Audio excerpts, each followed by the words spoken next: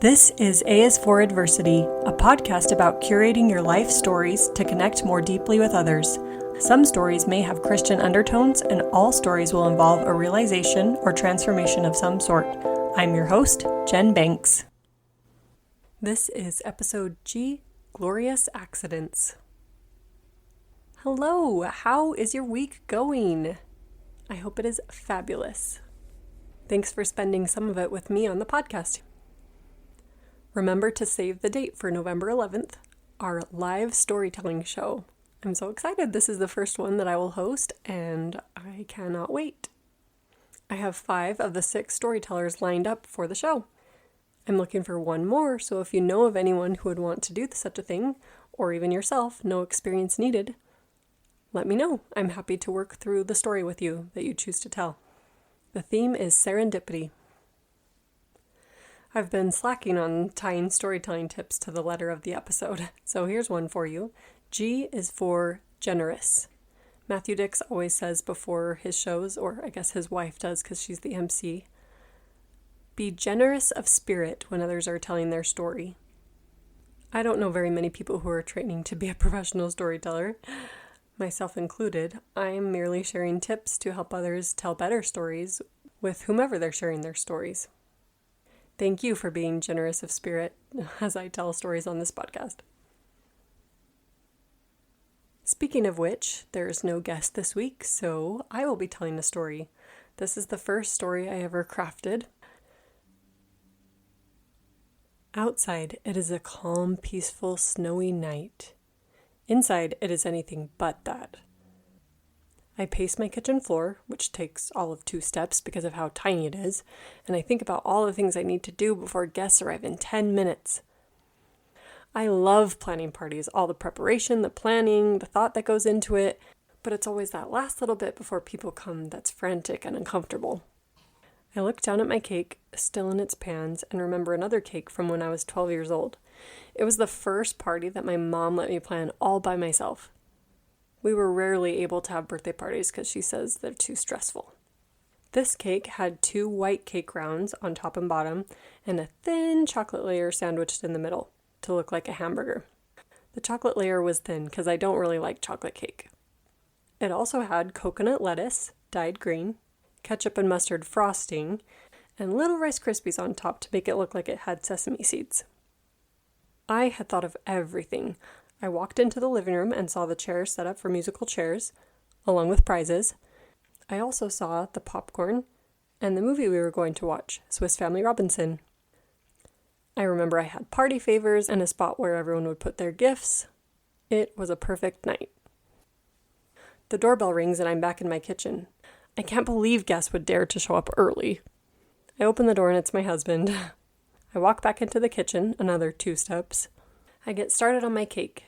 It's going to be 2 layers of white cake with a Kit Kat fence around it and a pool of M&Ms on top.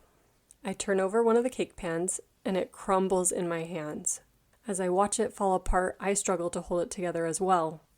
I crumple into the corner and start to cry. My husband asks if he can go pick one up at the grocery store. I agree, seeing no other option.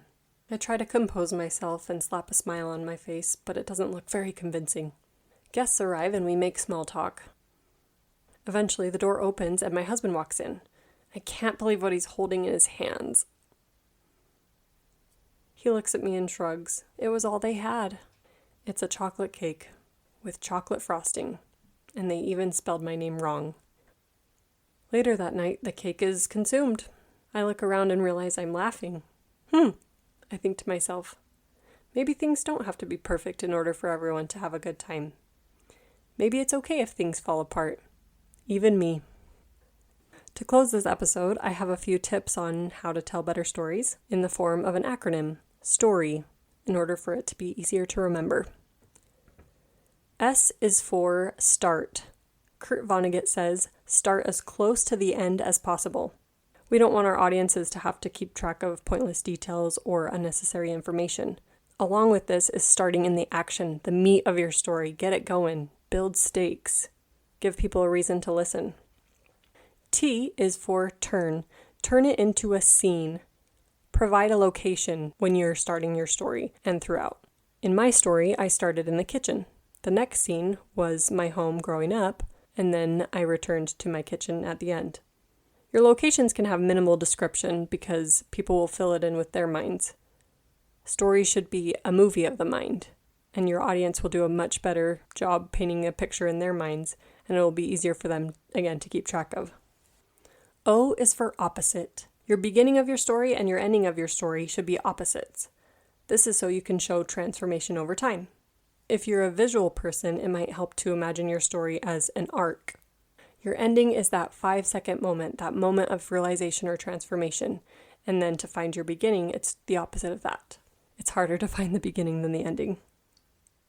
R is for remember. We remember our stories. We don't memorize them. This is so they sound authentic and real. It's okay to remember certain lines, or especially the beginning and the ending, to start well and end strong, but you don't want it to sound scripted. I fear I'm in that stage a little bit because I've practiced my stories a lot, and so it's hard not to memorize them, but I need to work on saying things a different way every time, but still expressing the gist of the story. I become married to sentences, and I shouldn't be so attached to them. And lastly, Y. Y is for you. This is your story.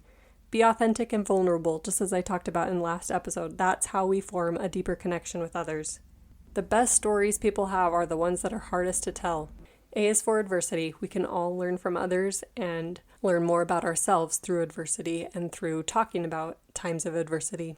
Thank you for listening. I hope you found some takeaways in this episode, and I'll talk to you again next week.